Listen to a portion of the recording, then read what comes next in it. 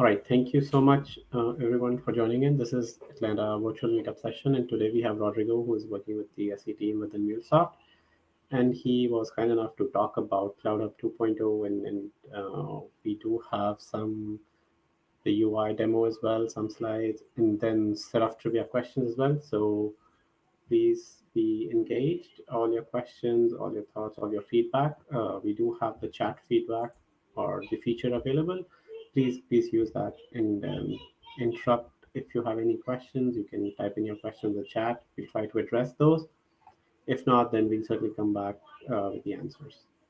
Um, with that, Rodrigo, over to you. Thanks.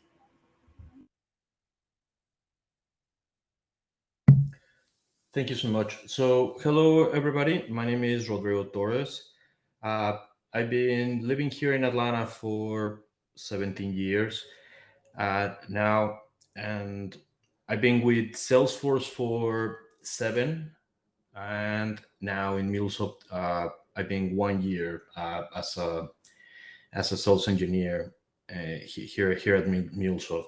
I have over 24 years of experience in integration. I started back in the 90s, uh, doing simple things like sockets and file interchanges, uh, doing a little bit of work uh, with some uh, when all the all the ESVs and BPMs started, but before that, I was already writing code in COBOL and C++. Uh, I moved a little bit more to uh, consulting after that and started developing and kept all the way in either data integration uh, for BI or just pure integration for transactional integration. And uh, finally, I'm here in MuleSoft, and I welcome you to this session. So today we're going to speak about CloudHub 2.0. And before we start, uh, probably you already know about this, but since we're a publicly traded company, please do not make any purchase decisions based on non-available software. So today we're going to see what CloudHub 2.0 is and all the good features about it. We're going to see the architecture and some considerations if you're planning a migration or something. So first of all, what is CloudHub 2.0? So, and anyway, as you currently know, we have multiple deployments, and CloudHub is our cloud infrastructure that allow us to deploy any type of applications. Today, we have our runtime fabric, and our runtime fabric is more instead of traditional infrastructure, with it's more container based. And CloudHub 2.0, it's more based on this. So we spent over 2 years modernizing CloudHub and to make an orchestrated container-based platform. This diagram might look familiar to you because under the hood, it is using a unified stack as in runtime fabric. Essentially, the new architecture makes it really easy and possible for us to provide a unified runtime plane experience for all the developers. It decouples our dependency on Mule runtime, and it enables us to expand geographical regions, to innovate and deliver new features at a faster speed in the future. Well, first, CloudHub 2 improves time to value. With the addition of private spaces, simplifies dedicated VPC setup, where it has a UI-driven workflow that encapsulates setting up ingress, connectivity, TLS, and security controls. You're going to be able to do everything faster because you don't have to switch between screens like in the previous, or you don't have to go to your infrastructure, change some things, come back. Here, everything is in the same UI. Then the new container-based isolation also offers growth with efficiency. What this means is now the applications are isolated individually. It's not uh, before, maybe before you remember, it was isolated at the server or VM layer. Now it's also isolated at the container level, which means the application is going to be completely isolated. Then to implement tighter secure controls, uh, well, with a focus on the highest security standards, another key highlight is that we have a better security control with the ability to define egress firewall rules at the private space level, and this is critical for meeting security and compliance requirements. Then based on our customer feedback, we now also offer private space with built-in ingress, load balancers, and it have access to the ingress logs to streamline your operations. So now we're going to start talking about what a private space is, and we are no longer talking about VPCs.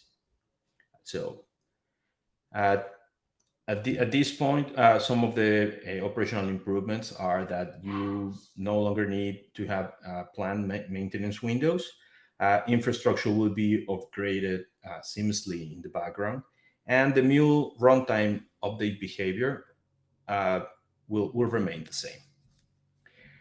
So with these, you can reduce the management overhead for dedicated load balancers, and of course, with the auto provision and auto scaling, which is a very important new feature. So, with the private space, I don't know if you're familiar with Heroku. We now have the concept of private spaces, which a logical isolated virtual network is just for a single tenant. So this means you're gonna have your own space, you're gonna have your applications, and everything is gonna be running. You're gonna have your network. You're have more control on all the resources in the Mule platform. You're gonna be able to set up uh, like all of these. Sorry, encapsulates all the complexity of setting up all the VPCs, load balancers, connectivities, etc. In the past, it was like doing a lot of work. Now it's all streamlined into some automated parts that are going to be creating all of these, just like we did it in Heroku. And then on top of that, this new version of CloudHub with the UI represents a complete reimagine and simplification of the platform. Uh, when you start setting up and all the experience that comes with it. So, what are the features? Well, first of all, we now have replicas, which in essence it's a worker, and it works exactly the same as previously. But now we call them replicas, and they are dedicated instances of the Mule runtime engine, where you can run your integration applications. Uh, it's You can start one, you can start multiple. So this is similar, like the workers, like I mentioned before. So each replica is going to have the some features like capacity. Each replica is going to be isolated. This is very important because you're no longer running inside everything can communicate with each other. It's just completely isolated, and each replica it's manageable independently because it's deployed and monitored independently in this case. And of course, the locality, what it means is that each replica runs in a specific global region. So you can run these ones in different ones as well. For the capacity, Well, as you know, we have B cores, and well, these are just some in the chart. There are some examples of what the core size and virtual CPUs are going to be assigned. So now we can provide a limited CPU and I/O for applications with smaller workloads.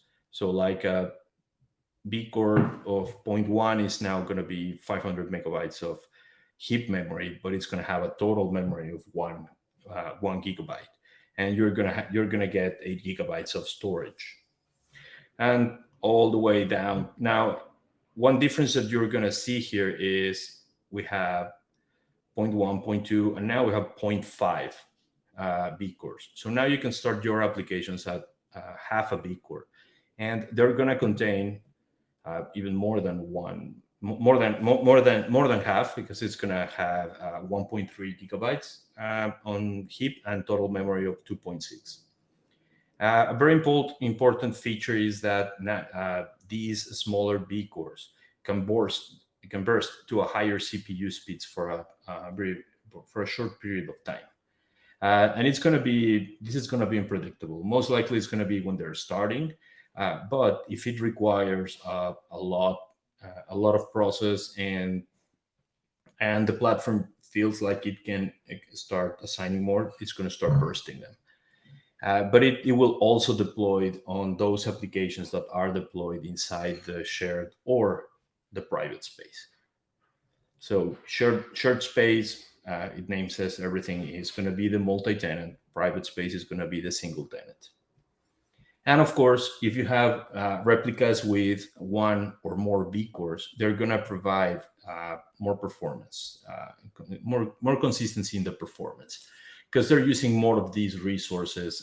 They don't have to be splitted, and in some, like especially with the larger, you might even get like a bigger chunk of the hardware dedicated for it. We have multiple shared global regions. So now with CloudHub 2.0, we provide the ability to deploy applications in different regions of the world. So we have North America, South America, Europe, and Asia Pacific. And the region that you deploy their application is going to determine the domain provided for you. So those names are going to change now. It's going to be the name of the application, and it's now going to have a unique ID, especially for the shared. And then it's going to have the region on it, and of course, CloudHub IO. For CloudHub 2.0 backend services, the assigned values, like the unique values, like the unique ID that I mentioned, is going to be a 6-digit value. Same thing for the shared. It's going to be a 6-digit. It's going to be for each space, private space, and for applications deployed in the shared space, each region might have multiple shared values. So this way, you can even identify in which private space is running the application, and just by getting the URL. So it makes it easy to track it and maintain it. And now the load balancer that we use in this new version, it routes the request. So now we get in each private space that you define, you're going to get a load balancer inside the application.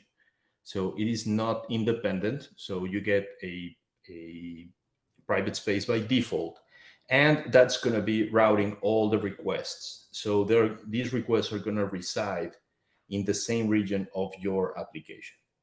So it is not the case, but it might be something like having your application, then your shroud region, and that's going to be let's say the shroud and region is going to be your load balancer, and then you're going to have multiple applications. Well, one endpoint for that application, and then it's going to hit multiple internal endpoints.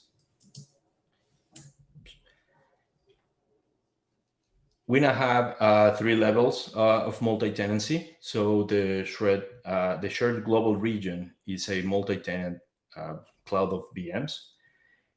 We have a single tenant for private spaces, and of course, we have the management console. So now we're splitting those three environments, and you can deploy, like we said, in the shared global private space. And of course, the management console is going to start using all the services, and it's going to provide all the services to do it, and all the applications are going to communicate with it.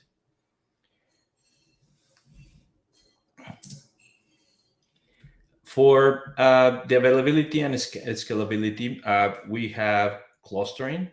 So this is the way you're going to have horizontal scalability. This way, you can add multiple replicas to your application and have it running. Because by the size of the vehicle, we have the vertical scalability. But you can also turn on auto scaling, and this feature will be available next year once we have the new consumption-based pricing model. So for monitoring and automatic restarts, now CloudHub 2 is going to monitor all your applications, and it's going to restart them automatically if it's necessary. This way, they're going to recover without any intervention. This is more or less the same thing that happens automatically in other platforms as a service, like Heroku, that you automatically avoid all of the maintenance and avoid everything. It automatically restarts and takes care of some of the errors, especially when they're happening. CloudHub 2 is going to display a notification that an application is restarting, and it's going to start reporting the success or failure, and you're going to see everything on the centralized logging. So it's going to go on those reports. So at this point, this is some of the changes in the terminology. For the first, we need to change VPC. Now we're gonna start talking about private spaces, and this is under the hood is going to be a private Kubernetes cluster that it's running. For the workers, that it used to be an EC2 server instance, now it's going to be a replica, and this replica is going to be a container-based application that it's just going to start. And instead of having a dedicated load balancer that you have to manage, now it's going to be automatically through an ingress controller. So what's the difference between a shared space and a private space? Well, one is multi-tenant, the other one is single tenant. And one, you are sharing some of the resources and with others, so like all the login servers and all the infrastructure. And on the private spaces, you get a virtual private and isolated logical space in which you run your application. So it's an extra layer of security and an extra layer of network isolation that you're going to have. You can create multiple private spaces, and you can create them in the same or in different regions. Oops, sorry. So again, in a shared space, everything is isolated at the container level, so you don't require any isolation from the public cloud. But on a private space, the single tenancy for your applications is required. So only your applications are going to be running on that particular private space. So if you have shared accounts or something, you're gonna have multiple. You're gonna have to create multiple private spaces. If you have different owners and different tenants, the network connectivity. Your applications, they really don't need to connect on on-premise data center. when it's shared. So we lose the concept of having a VPN or a VPC like we had it in CloudHub 1. So this is for public applications. If you need to have the same like a private connection or something, then you're going to need a private space. Your for shared applications, your domain names can use the CloudHub.io domain name, but in private space, you need a vanity domain, uh, and it's required. Uh, Same thing with certificates. You don't need to configure any custom certificates, but on a private space, you're going to be required to uh, configure a custom certificate. Uh, for endpoint securities, there's no need for private endpoints on a shared space, but for a private space, you're going to have private endpoints. And all the inside a private space, everything you can even configure if you want to terminate all the HTTPS or not. So all the requests, even if they come HTTP, are going to be converted to HTTPS.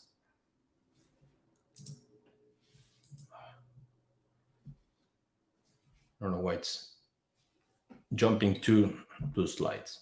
Okay, so in each private space, you're going to define a private network. So you're going to assign a private space name, the private space name, the where it's going to be running, the region.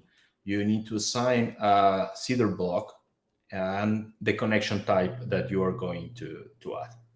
And you can start an internal DNS. Having an internal DNS is going to facilitate internal communication. So if you have multiple applications, they can communicate in our internal network instead of having to go out and then back in.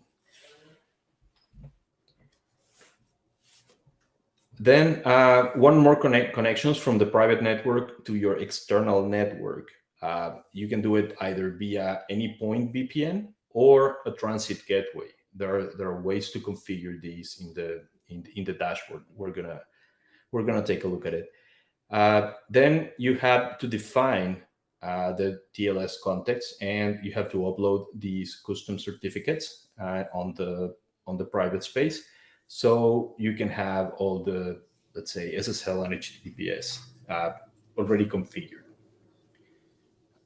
You can create and you have control, and this is something that our based on the feedback of our customers, and it was asked, is not only now inbound rules for the firewall, but also outbound. And this is important to have, so you don't have any leak of information, or it's just for added security and especially for compliance. These environments and business groups, you need to allow them to deploy to the private space. So you're not going to be like it has some security, and mostly private spaces are going to be used for production, uh, since they are going to have an extra added security.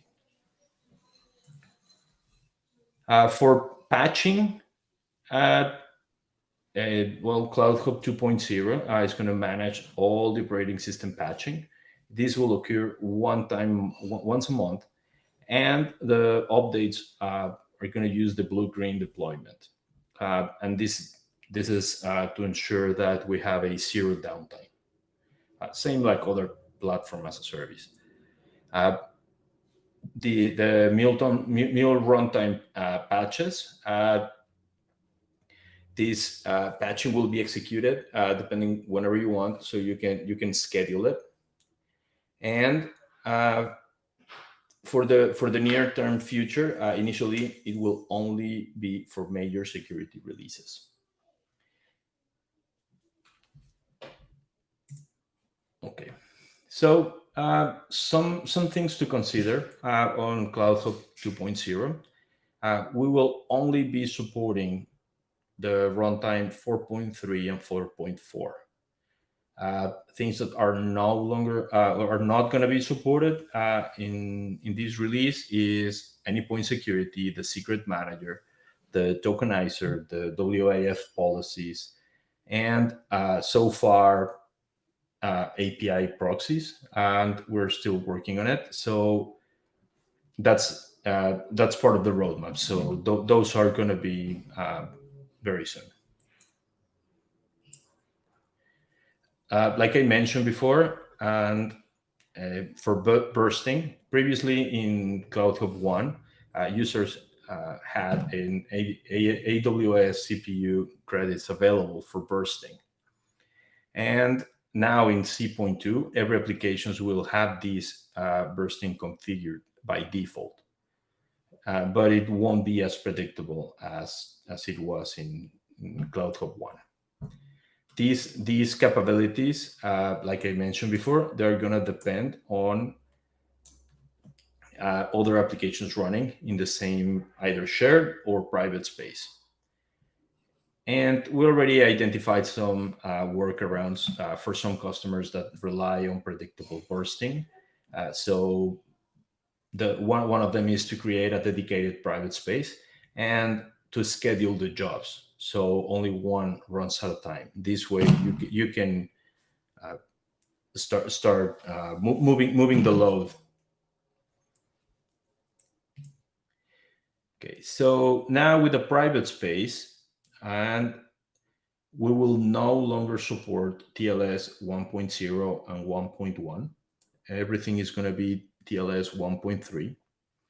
And we will only support VPN and transit gateway. VPC peering and direct connect, they will be depreciated.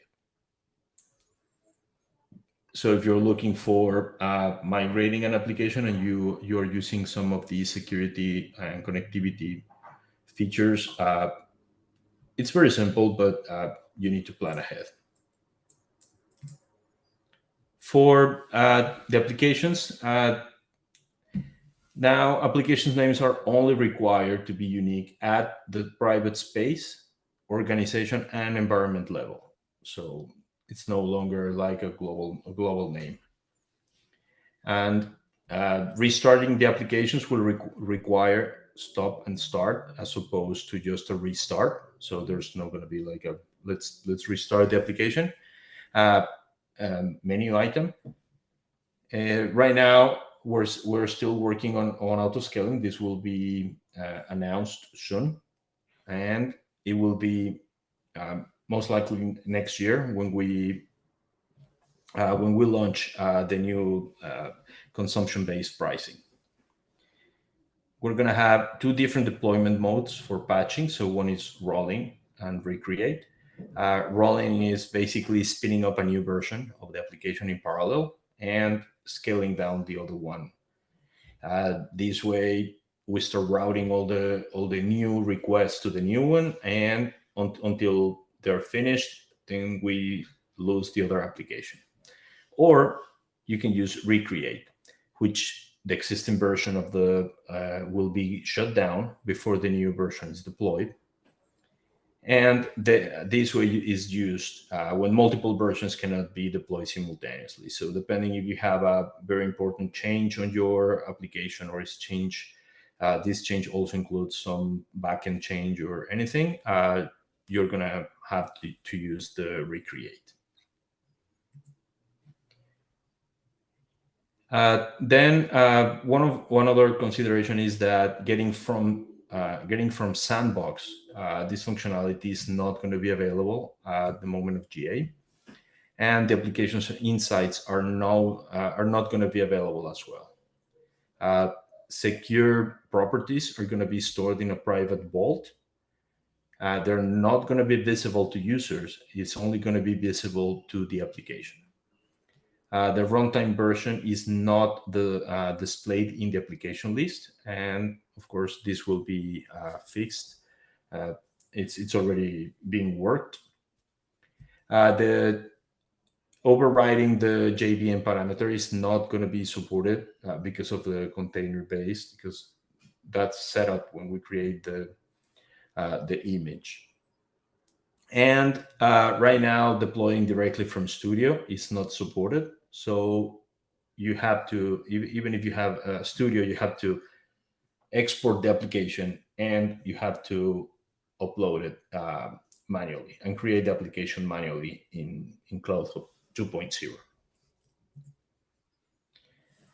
Schedule management. These schedules are now managed in a distributed fashion instead of a centralized fashion like it was before.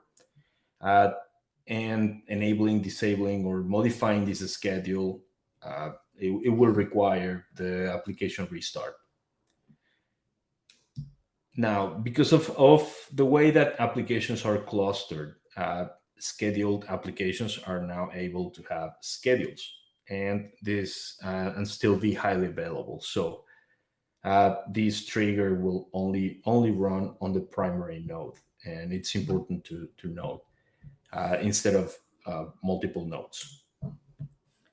For the static IPs, two of three inbound and outbound static IPs are automatically provisioned per private space.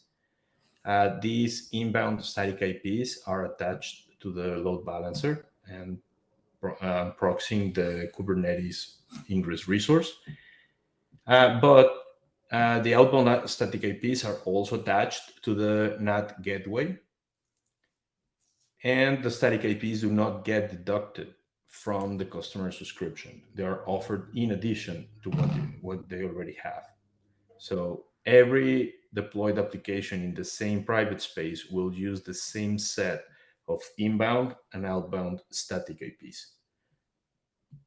And they come by default with the private space. Yeah, that's true. Is like you no need to basically assign to the static IP address based on your application. It's completely a part of your network whenever you spin it to the private space. Yeah, sorry, go ahead. Thank you. So now the application log levels, they are all changed as these changes are dynamic changes, and they do not require a restart or redeploy of the application. So basically now applications can start logging without the hassle of being restarted, right? That was kind of a pain before, because when you wanted, yeah, you couldn't change it. And now any point monitoring log points are not supported, and it will be as well. It will be added soon. The alerts, deployment. Well, in Runtime Manager, deployment success and deployment failure are the only two supported definitions right now, and additional alerting will now need to be set up via the anypoint monitoring. So no more of the other ones. And now, log points are currently not supported. That's what I mentioned, and hopefully we're going to get it very soon. If not, it's just going to be in a little bit of time. So I'm gonna have a few questions. Ishbal, do you want to drive these? Before moving forward, I would like to mention over here about the CI/CD. And whenever you are doing the CI/CD in Cloud 2.0, there is a two-step you have to do. First, you have to check in your code into the Exchange through the probably already doing as application, and then you have to deploy your application from the Exchange to the CloudHub 2.0. There's a two-step. If you are using the existing plugin in Maven, the Cloud 1.0, probably it will not work. You have to be look into the documentation about the Cloud 2.0 and Maven plugin. It has a different plugin, and you have to include in your maven.xml, pom.xml. So those are things you have to take care whenever you are deploying through the CI/CD. Thanks, Rajneesh. And that's a very important thing because customers who really invest on the CI/CD pipelines, it's not going to work as is. So there is some small of an effort. Again, it's a one-time change, but that's a change that we need to highlight as well. In Rodrigo, if you're talking about the questions, you can just move to the next question, please. And so this is the first trivia question where we're going to talk about and we're going to look into who answered first. So let's see. So we have C, someone saying 12 and someone saying 14 as well. Any other taker? Okay. So Rodrigo, what's the correct answer?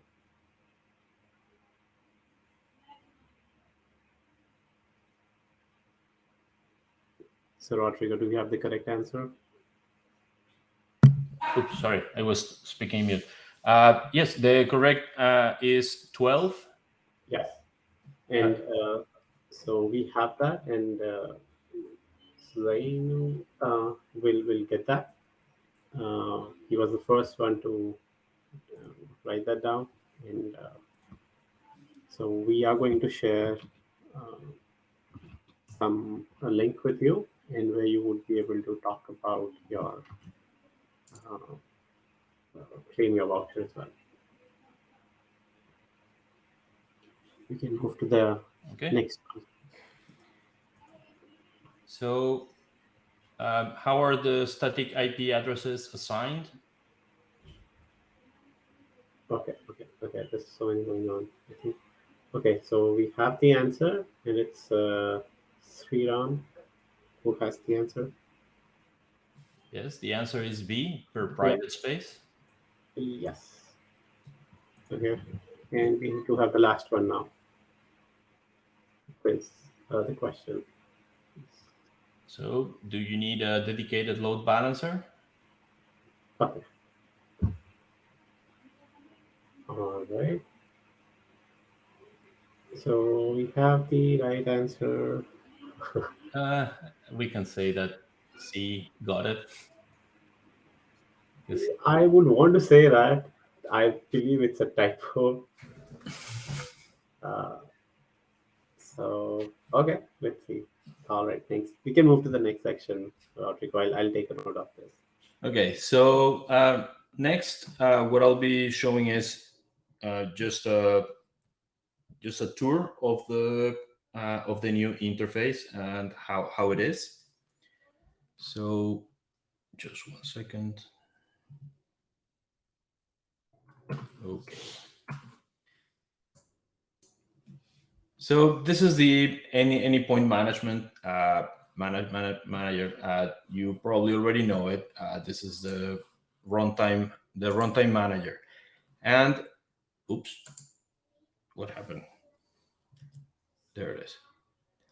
So the main difference is when you start deploying applications and you have these ones, you're gonna get here the target type that it's gonna be CloudHub, and the one that it's keeps disappearing, it's the CloudHub 2.0, and it also tells you in which region or where it's running. So you have either running it in a shared space,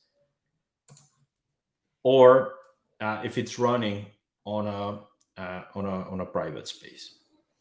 So if you want to deploy a new application, you can now start typing the name. And as you can see here, you can select either CloudHub 2 or CloudHub 1, or of course hybrid like before. But now you can select one of the regions where that we have on our shared space. These regions will have US, Asia, South America, etc. And also, it's going to appear all the private space and all the private regions that you have. The deployment is exactly the same, so you don't have any problems. And now in the replica size, instead of worker, you're going to have the number, the size that you want, and it's 0.1, 0.2, 0.5, and it scales at half as well. If you need more, there's ways to do it. Then the replicas how many replicas do you want to have, like 2, 3, 4, 5, 6, 10 amount of replicas. This is very useful for scaling up. And the deployment model that you're going to have. So let's say if you want to have a recreate or just a rolling update. So if I always put rolling update, I know that it's just maybe the definition is just changing. I have a backward version in my API, and I'm just pushing it. So now, once we have the application running or deployed, uh, let's see the private space. So you can create a new private space. I already have one, so I'm just gonna show it to you. But basically, you just add the name of it, and once a few minutes later, it takes some time because it's processing a lot of services, and it's configuring a lot of things to get it working. But maybe like 10, 15 minutes later, you're gonna have it. So this is how it will look. You're gonna have your network here in the private network. You're gonna get the static IPs that come by default, inbound or outbound. So this is where the ones that are gonna your application is gonna use in case you have to connect to a database, you have to whitelist or something. These ones are now going to be the IPs that your services are going to receive it from. Then here you can configure if you want to have a DNS. When you create this network connection, you have to define a Cedar block and where it's going to run. So in this case, I selected US East 2 and my Cedar block. In this case, I created this 10.0.0.5.0 /24. So all my applications internally are going to have these application. This is important, especially when you create VPNs, because in most VPNs you have to you need to configure on the other side the network, and so they don't crash with each other or they don't collapse with each other. And so just make sure that you have a valid Cedar block before creating the connection. If not, you will have to drop everything and start recreating. And if you already have applications deployed, you will most likely have to destroy everything and start from scratch. For the domain TLS context, this is the name of the domain. Like I mentioned before, is going to have a name of a region, and the name of a space or that it's going to use. And right now we have the default TLS context. Like I said before, when you create, you can select if you're going to have all your input is going to come HTTPS, or it's going to accept HTTP requests. So if you say deny HTTP, well, actually convert HTTPS to HTTP, it's going to enforce. It's going to force HTTPS all the way. And of course, we terminate here, and then all the connectivity inside.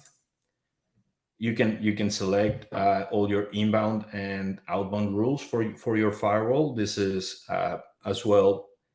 If you want to connect to a database, if you want to connect to something, then you can enable these ports and have, just in case you have a roach developer or somebody that wants to connect to somewhere else, well, you now have full control. And this is mostly for compliance, like PCI, HIPAA, and all those high compliant environments.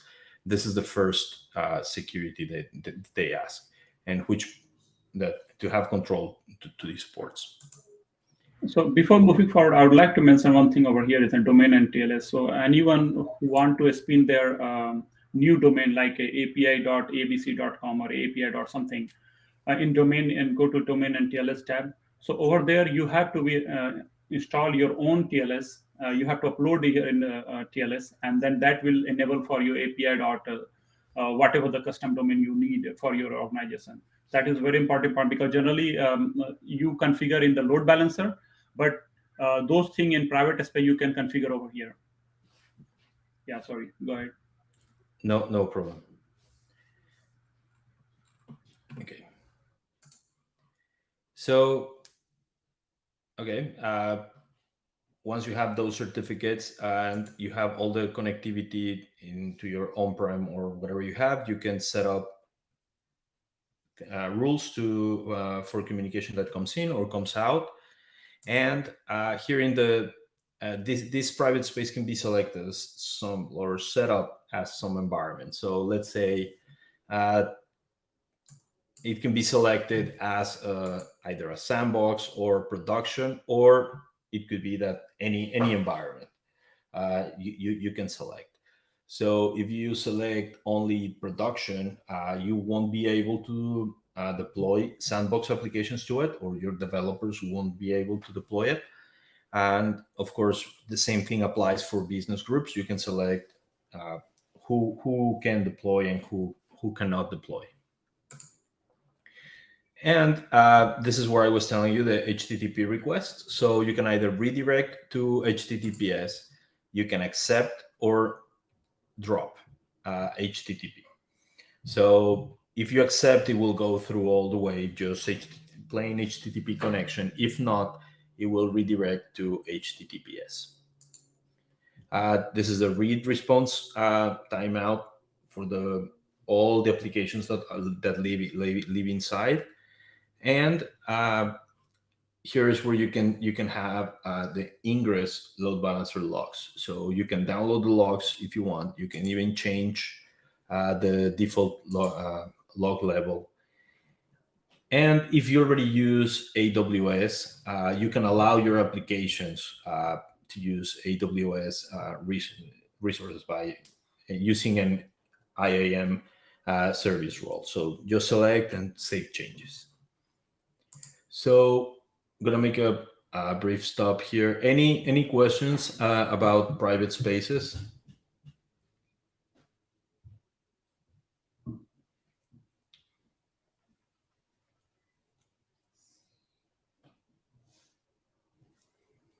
Nope. Okay. Yeah, they're happy with your presentation, look like.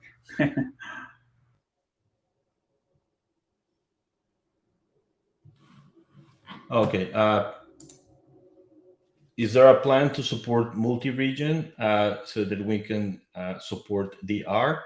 Right now, the way you can do it is by creating multiple private spaces, one in each region, deploy the application, but unfortunately, you will need to have your own load balancer external to MuleSoft to redirect those applications. But it is. I'll double check the roadmap and see how soon it's going to be supported. Yeah, I want to highlight this is similar to what we have in CloudHub 1.0 as well. Like you set up two different VPCs, two different regions, you deploy the application in two different regions altogether. It's a similar concept here. Instead of VPC DLB, you would have two different private spaces and deploy your applications over there. One good thing is now your application names do not need to be like different. Like in CloudHub 1.0, you have to say DR1 or something like that. But within the private space, you can still use the same IP addresses within that private space. So all those considerations for DR, not just DR, for multi-region, which were there for CloudHub 1.0, would still be there for CloudHub 2.0. Or they can spin to the two different private space, two different reason. That's how we can achieve that one too. Yes, and each private space Yeah. would be targeted to a different region, like Rodrigo said, right? So you create two different private spaces, one for, let's say, East 2 and the other one for West something, right? And then deploy the application on both East and West, and have a load balancer, which is outside of MuleSoft, front-ending the traffic to these ingress load balancers. Yeah. that's basically the same as we have it today. But uh, there are multiple ways. There are multiple ways to achieve these. The advantage is that you can have these now isolated spaces where you can deploy the applications in multiple regions, and host names, everything makes it very easy to maintain and very easy to identify. So okay, any other question?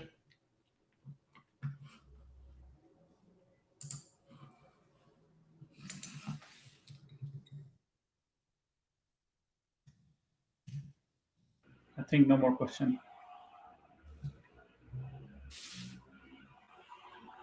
Okay, perfect.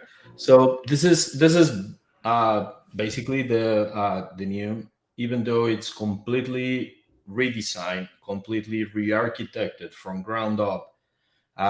Everything else, it remains the same. So these are only the only changes, and as you can see, it simplifies this user interface. Now simplifies a lot. So all this concept, the way it is, and most of what's happening in the back is shared by our brothers from Heroku and the private spaces that has been built for the last 7 years, I think, or 6. And now it's being implemented here, and uh, it just comes with all the goodies. So I think there's unless there are more questions. Thank you so much for your time, and I hope you enjoyed this new CloudHub 2. Yes. Thanks everyone for joining our meetup group. Uh, Paul, do you have anything? Yeah, I just wanted to thank you, Rodrigo, as well, and Yeah, Rajneesh. thanks, Rodrigo, for Um, joining in this meetup group. this was really informative session. And if there are any questions that you were not able to ask in this particular session, we'll share this recording, and I'm happy to share my email address as well. And Rodrigo already shared his. So if you have any further questions, you can just reach out to me at this email address. Uh, Nice to know, Francis. And yeah, that's it. Thank you so much, Rodrigo. Yeah, I can give my email ID too, so you can ping Yes, me please. anytime.